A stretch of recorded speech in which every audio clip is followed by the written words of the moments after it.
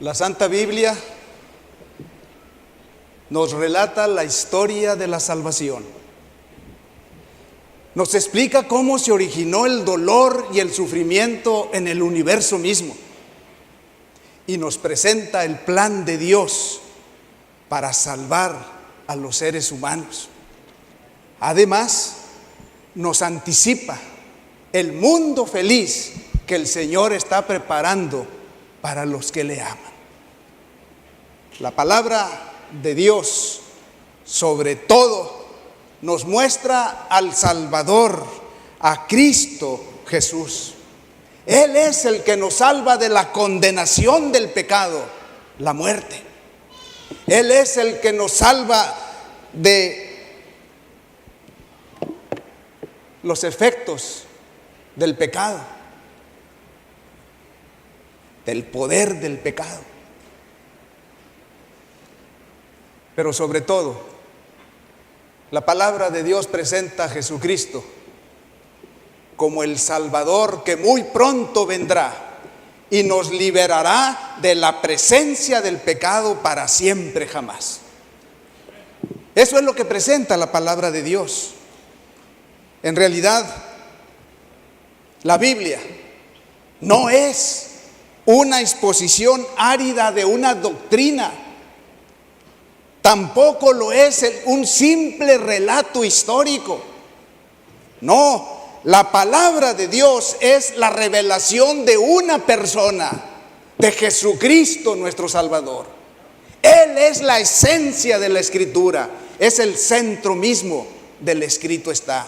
Cristo nuestro Salvador. En esta noche, en el marco de la celebración en este año del 500 aniversario de la Reforma Protestante, cuya mayor contribución para el cristianismo y para el ser humano en general fue el de colocar la palabra de Dios en manos del pueblo en su idioma.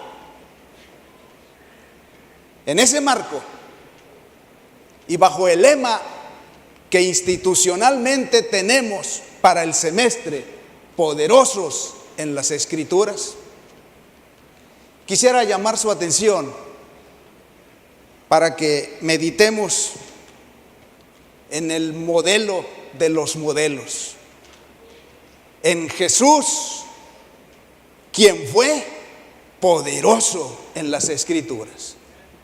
Y en esta hora yo quisiera basar la reflexión de esta noche en tres escenas que se desprenden del relato bíblico. Tres momentos en la vida de Jesús que lo presentan como una persona que conocía a fondo las Escrituras. Y fue el conocimiento de las Sagradas Escrituras que en esta escena le ayudó a comprender su misión en esta tierra. En esta escena fue el conocimiento de las Escrituras que le permitió tener victoria sobre la tentación. Y en esta última escena se presenta a un Jesús que conocía las Escrituras y que este conocimiento le impulsaba para compartir con otros el mensaje de esperanza que tiene la palabra de Dios para el ser humano. Vamos a meditar en estas escenas brevemente. De esta primera mencionamos, se desprende la lección de que el conocimiento de las Escrituras a Jesús y lo que observó en esa temprana edad en su visita al templo le ayudaron a captar la misión de su vida en esta tierra. En tiempos de Jesús, cuando un niño cumplía los 12 años de edad, Se le daba el privilegio entonces de asistir a las fiestas religiosas y de participar de los ritos sagrados que se tenían en ella. Siguiendo esa costumbre, sus padres llevaron a Jesús a los 12 años de edad al templo de Jerusalén. Vamos a leer el relato sagrado. Quiero invitarles para que abran sus Biblias, por favor. Acostumbrémonos a traer la Biblia cada vez que venimos a la casa de Dios. Ese libro de texto. Mediante este santo libro Dios nos habla. Y cuando la abrimos, llega directo al corazón, ¿verdad? Abramos nuestras Biblias en el Evangelio de Lucas, capítulo 2, el versículo 41 en adelante. Lucas, capítulo 2, versículos 41 en adelante. Sigamos la lectura mientras escuchamos a la persona que leerá. Iban sus padres todos los años a Jerusalén en la fiesta de la Pascua. Y cuando tuvo 12 años, subieron a Jerusalén conforme a la costumbre de la fiesta. Al regresar ellos, acababa la fiesta, se quedó el niño Jesús en Jerusalén sin que lo supiera José y su madre. Y pensando que estaba entre la compañía, anduvieron camino a un día y buscaban entre los parientes y los conocidos, pero como no le hallaron, volvieron a Jerusalén buscándole. Y aconteció que 3 días después le hallaron en el templo, sentado en medio de los doctores de la ley, oyéndoles y preguntándoles. Y todos los que le oían se maravillaban de su inteligencia y de sus respuestas. Cuando le vieron, se sorprendieron y le dijo su madre: Hijo, ¿por qué nos has hecho así? He aquí tu padre y yo te hemos buscado con angustia. Entonces él les dijo: ¿Por qué me buscabais? ¿No sabéis que en los negocios de mi padre me es necesario estar? Mas ellos no entendieron las palabras que les habló. Y descendió con ellos y volvió a Nazaret, y estaba sujeto a ellos, y su madre guardaba todas esas cosas en su corazón. Y Jesús crecía en sabiduría y en estatura y en gracia para con Dios y los hombres. La Pascua era una fiesta religiosa nacional. Todos los judíos debían asistir al templo para esa celebración nacional. Duraba 7 días el festejo. Recuerden, eran fiestas religiosas. Era para recordar el momento glorioso en la historia cuando el Dios Todopoderoso liberó al pueblo de Israel de la esclavitud egipcia. Sin embargo, esa fiesta también estaba llena de ritos sagrados con profundas lecciones espirituales. Primero, se sacrificaba a un cordero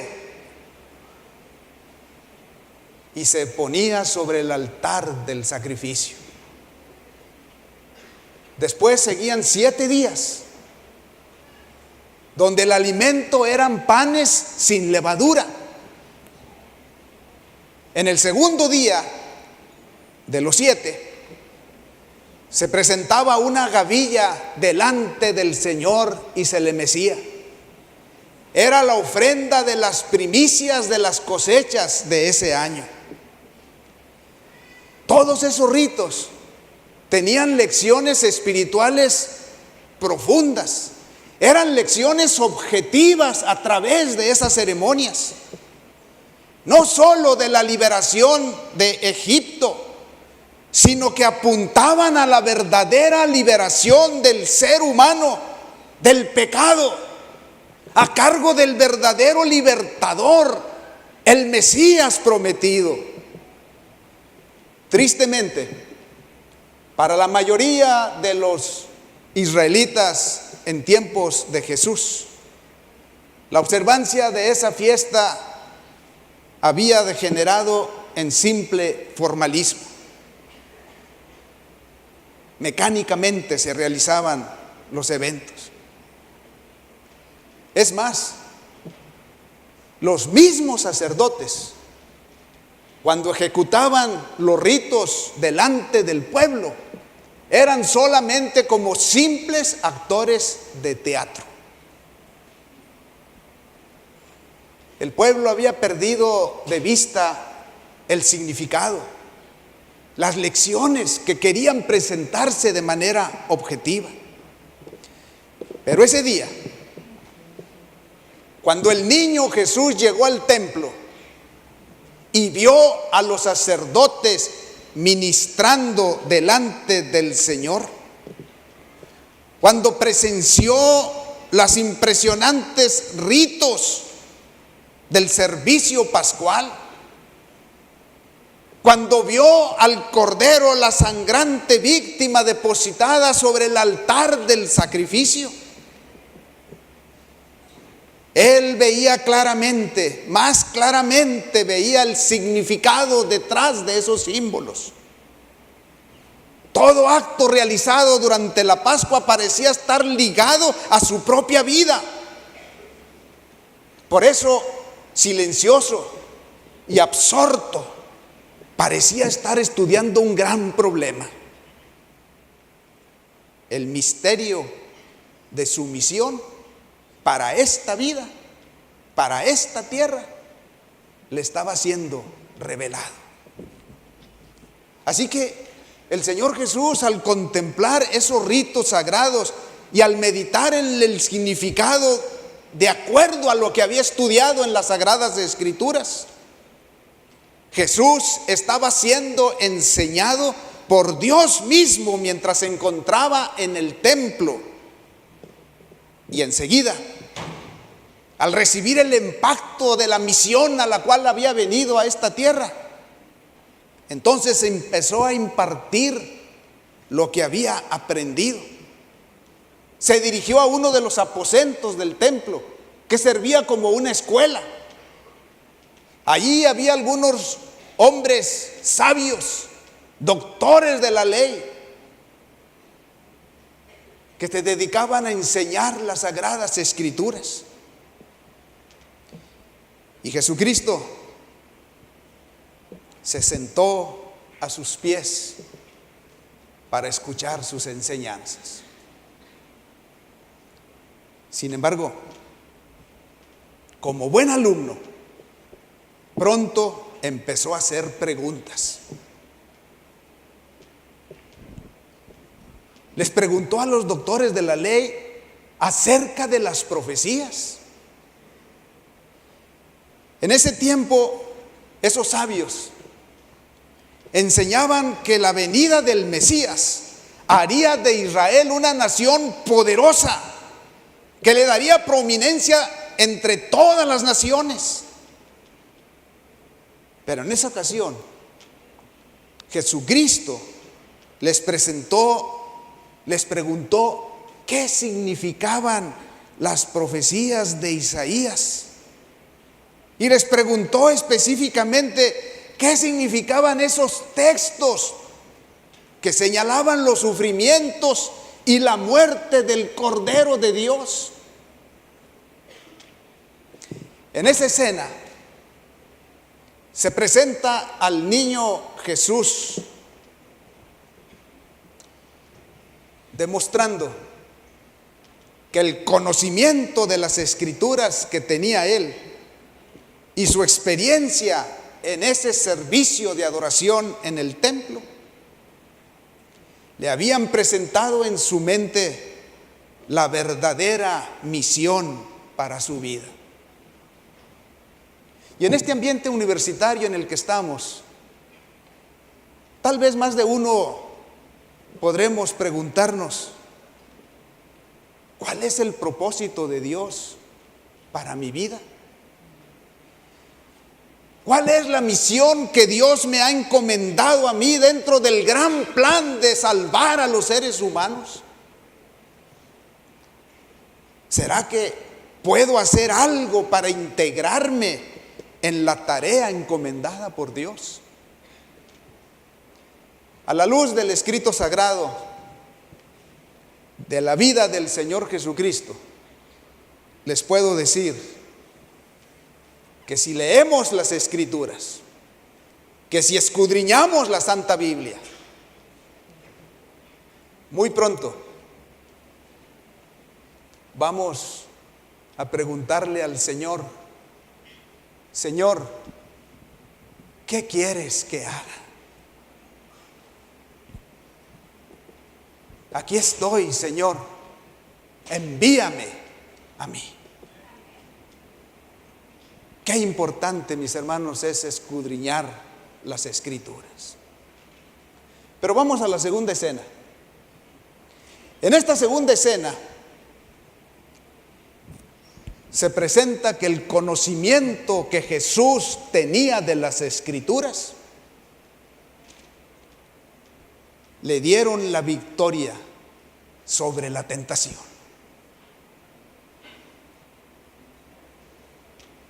El Señor Jesús estaba solo en el desierto. Había decidido estar en ese lugar en ayuno y oración antes de iniciar la tarea de la salvación del ser humano. Pero vamos a leer el relato, mis hermanos. Si abren sus Biblias en el Evangelio de Mateo, capítulo 4. Mateo, capítulo 4. Vamos a escuchar la lectura de los versículos del 1 al 11. Mateo 4, del 1 al 11. Entonces Jesús fue llevado por el Espíritu al desierto para ser tentado por el diablo. Y después de haber ayunado 40 días y 40 noches, tuvo hambre.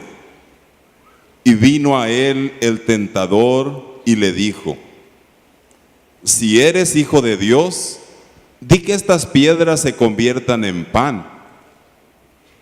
Él respondió y dijo: escrito está, no solo de pan vive el hombre, sino de toda palabra que sale de la boca de Dios. Entonces el diablo le llevó a la santa ciudad y le puso sobre el pináculo del templo y le dijo: si eres hijo de Dios, échate abajo, porque escrito está, a sus ángeles mandará acerca de ti y en sus manos te sostendrán, para que no tropieces con tu pie en piedra.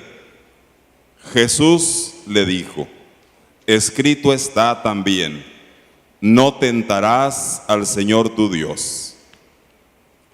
Otra vez le llevó el diablo a un monte muy alto y le mostró todos los reinos del mundo y la gloria de ellos. Y le dijo: todo esto te daré si postrado me adorares. Entonces Jesús le dijo: vete, Satanás, porque escrito está, al Señor tu Dios adorarás y a Él solo servirás. El diablo entonces le dejó, y he aquí vinieron ángeles y le servían. Ese día nuestro Señor Jesucristo se encontraba solo en medio del desierto. Estaba débil y extenuado después de largos días de ayuno. Pero noten lo que el capítulo anterior, el capítulo 3 de Mateo, registra de lo que había ocurrido antes de irse al desierto. fue su bautismo. Juan el Bautista bautizó al Señor Jesús.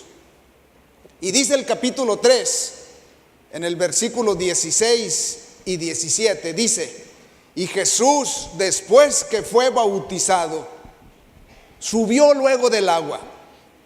Y aquí los cielos fueron abiertos, y vio al Espíritu de Dios que descendía como paloma y venía sobre él. Y hubo una voz de los cielos que decía: este es mi Hijo amado, en quien tengo complacencia.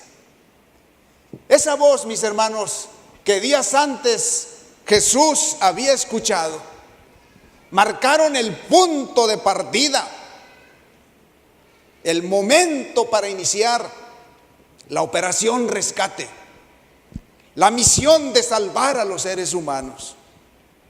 Antes de hacerlo, Jesús dedicó 40 días para fortalecerse espiritualmente para ese sendero que estaría manchado de sangre.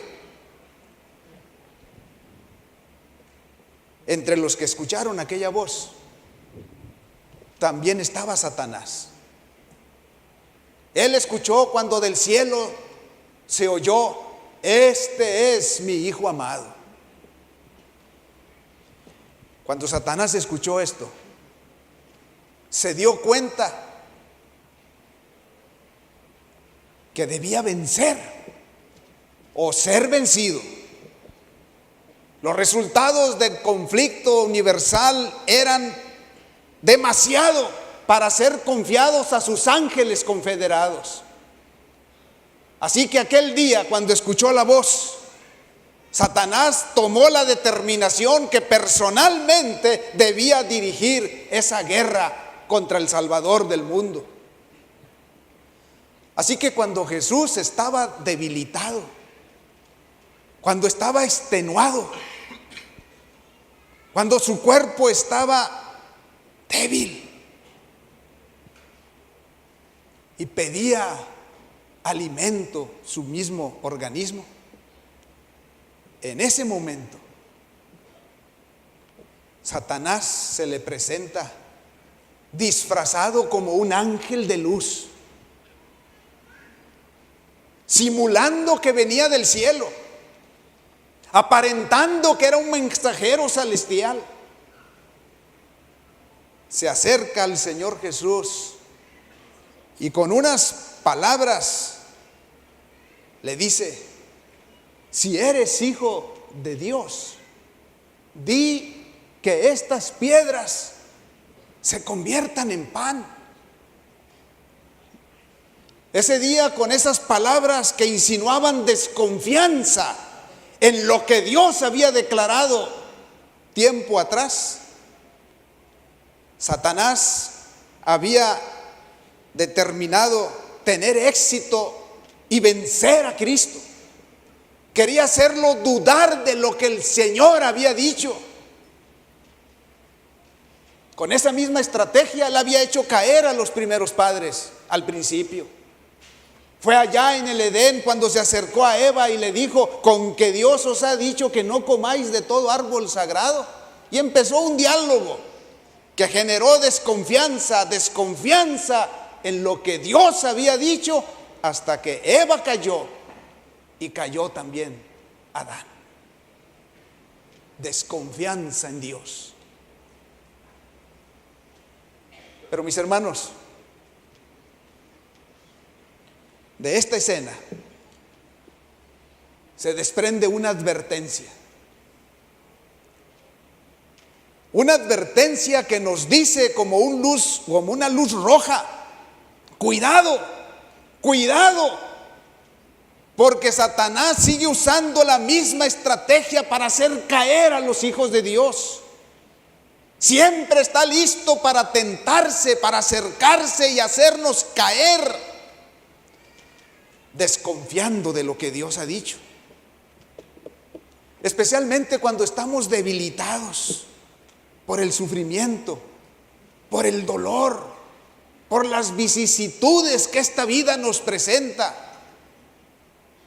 Cuando estamos así, Satanás tratará de acercarse, tratará de hacernos desconfiar de lo que Dios ha dicho e inducirnos a pensar inclusive que Dios mismo es el responsable de todo lo que nos está pasando.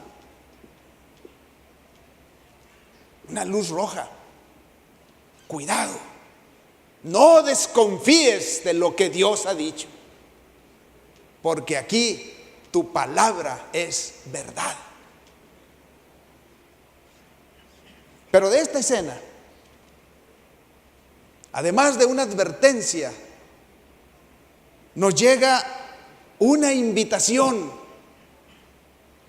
que como un eco a través de la historia espero toque nuestro corazón esta noche. Una invitación que mediante la actitud que Cristo asumió en aquella ocasión frente a la tentación, porque en ella obtuvo la victoria. El texto bíblico nos presenta un Jesús que conocía perfectamente las Escrituras. 1, 2, 3 veces, 3 rounds frente al enemigo, y en ellas se refugia en el conocimiento de las Escrituras, diciendo: escrito está, escrito está. Es que para él, mis hermanos, para Jesús, la palabra de Dios era la garantía que le ayudaría en cumplir su misión. Por esa razón él había decidido creer, había decidido confiar en el escrito está.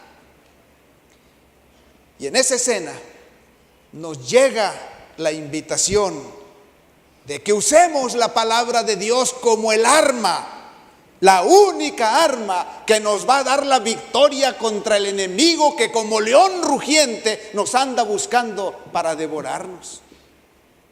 Jesús conocía las Escrituras y eso le dio la victoria. Es que él conocía la gran verdad que el rey David había expresado siglos atrás. En el Salmo 119 y versículo 11, David había escrito: en mi corazón he guardado tus dichos para no pecar contra ti. Y en esa escena, mis hermanos, el verdadero David, el verdadero libertador, quien conocía las Escrituras, quien las guardó en su corazón, fue el secreto, fue el arma que le dio la victoria contra el tentador. Hermanos, ante el verdadero modelo, Jesús nuestro Salvador, quien fue poderoso en las Escrituras, quiero invitarles para que sigamos su ejemplo, para que escudriñemos personalmente, diariamente las Escrituras, para que hagamos de este nuestro verdadero texto durante este curso escolar, para que la escudriñemos a fondo, para que nos preparemos mediante este estudio diligente para tener victoria sobre el tentador. Escrito está. Si así le respondemos al enemigo cada vez que se acerque, el Señor nos dará la victoria y Satanás huirá de nuestro lado. La tercera escena.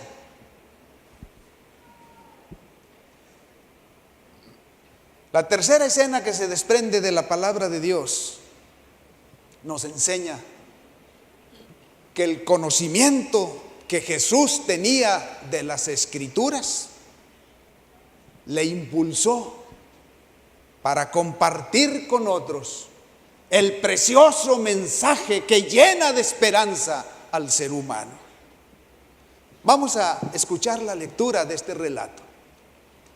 Lucas capítulo 24, versículos 13 al 35. Abran sus Biblias, por favor.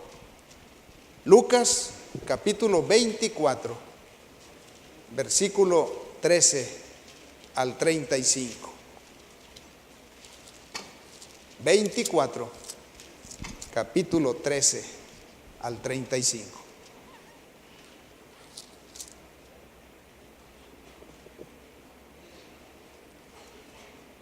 Y he aquí, dos de ellos iban el mismo día a una aldea llamada Emaús, que estaba a 60 estadios de Jerusalén, e iban hablando entre sí de todas aquellas cosas que habían acontecido. Sucedió que mientras hablaban y discutían entre sí, Jesús mismo se acercó y caminaba con ellos, mas los ojos de ellos estaban velados para que no le conociesen. Y les dijo: ¿Qué pláticas son estas que tenéis entre vosotros mientras camináis? ¿Y por qué estáis tan tristes?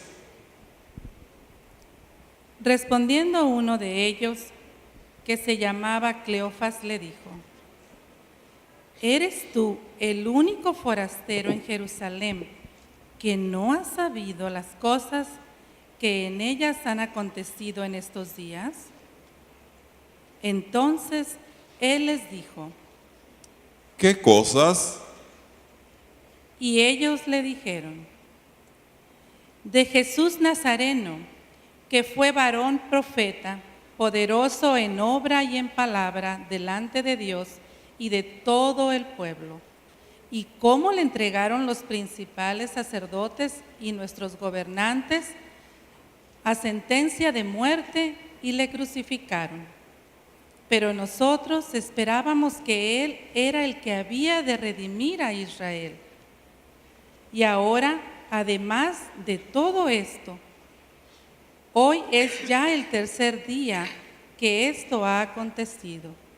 Y aunque también nos han asombrado unas mujeres de entre nosotros, las que antes del día fueron al sepulcro, y como no hallaron su cuerpo, vinieron diciendo que también habían visto visión de ángeles, quienes dijeron que Él vive. Y fueron algunos de los nuestros al sepulcro, y hallaron así como las mujeres habían dicho, pero a Él no le vieron. Entonces Él les dijo: Oh insensatos y tardos de corazón para creer todo lo que las profecías han dicho. ¿No era necesario que el Cristo padeciera estas cosas y que entrara en su gloria? Y comenzando desde Moisés y siguieron por todos los profetas, les declaraba en todas las escrituras lo que de él decían. Llegaron a la aldea donde iba, y él hizo como que iba más lejos, mas ellos le obligaron a quedarse diciendo: quédate con nosotros, porque se hace tarde y el día ya ha declinado. Entró, pues, a quedarse con ellos. Y aconteció que, estando sentado con ellos a la mesa, tomó el pan y lo bendijo, lo partió y les dio. Entonces les fueron abiertos los ojos y le reconocieron, mas él se desapareció de su vista. Y se decía el uno al otro: ¿no ardía nuestro corazón en nosotros mientras nos hablaba en el camino y cuando nos abría las Escrituras? Y levantándose en la misma hora, volvieron a Jerusalén y hallaron a los 11 reunidos y a los que estaban con ellos, que decían: ha resucitado el Señor verdaderamente y ha aparecido a Simón. Entonces ellos contaban las cosas que les habían acontecido en el camino y cómo le habían reconocido al partir el pan. Esos hombres de Emaús creían fervientemente en Jesús. Sus corazones estaban vinculados con el Maestro Jesús por el amor. Pero los acontecimientos de ese fin de semana habían sido demasiado para ellos. Así que regresaban a sus hogares tristes, descorazonados, sin esperanza, porque ellos creían en quien habían cifrado sus esperanzas, había muerto. Caminaban en ese estado de ánimo bajo la sombra de la cruz, rumbo a su hogar. Al poco tiempo de iniciar su viaje, se les unió un viajero más y empezó a escuchar la conversación que había entre ellos. Estaban hablando de las lecciones maravillosas que habían oído de labios del Maestro Jesús de Nazaret. Estaban hablando de que ellos habían cifrado en Él su esperanza como el Mesías que estaban esperando. Pero se preguntaban, cuando hablaron sobre las escenas de la crucifixión de Cristo, ¿será que este hombre, quien se dejó humillar de esta manera, podría ser el Cristo? Y con eso en mente, su frustración y su dolor fue tan grande que empezaron a llorar. Empezaron a llorar mientras caminaban rumbo a su hogar. Jesús, quien los conocía perfectamente, anhelaba enjugar sus lágrimas porque sabía que lo amaban. Él podría haber hecho un milagro para decirles: miren, yo estoy vivo. Pero no lo hizo. Según el texto bíblico, ¿qué fue lo que hizo Jesús para renovar su esperanza en estos discípulos? La palabra de Dios dice que les dio un estudio bíblico. Les abrió las Escrituras.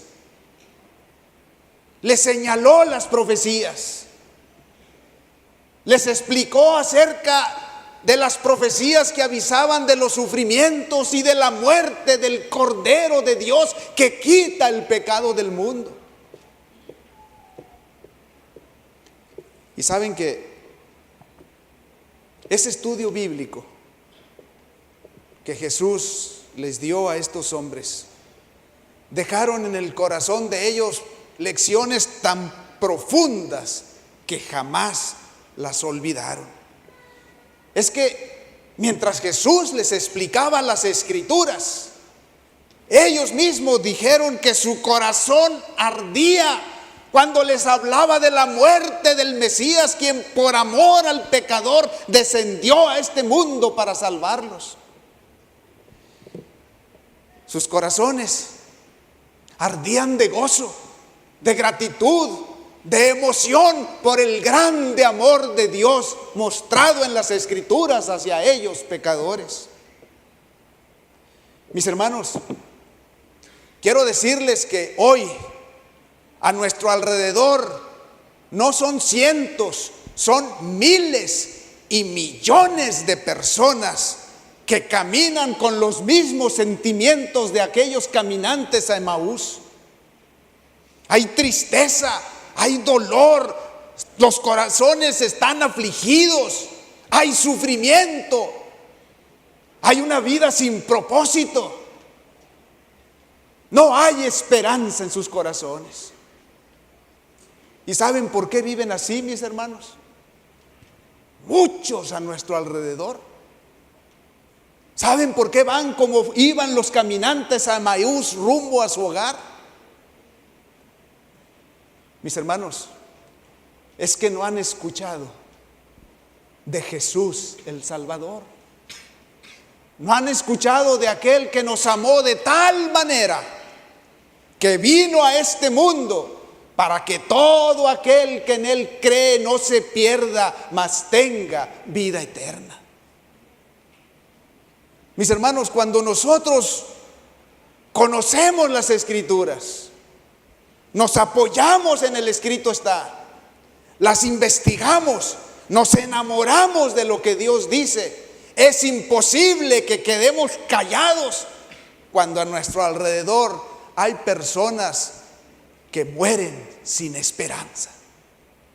El conocimiento de las Escrituras, al igual que a Jesús, te impulsará para llevar a otros un mensaje de esperanza. El modelo de los modelos, Jesús el Salvador, fue poderoso en las Escrituras. El conocimiento de los sagrados escritos le ayudaron a comprender su misión y su propósito en esta vida. Le dieron la victoria sobre la tentación y lo impulsaron a compartir con otros un mensaje de esperanza y salvación. Hagamos del Santo Libro nuestro libro de texto para este curso escolar y hasta que Cristo venga en gloria y majestad.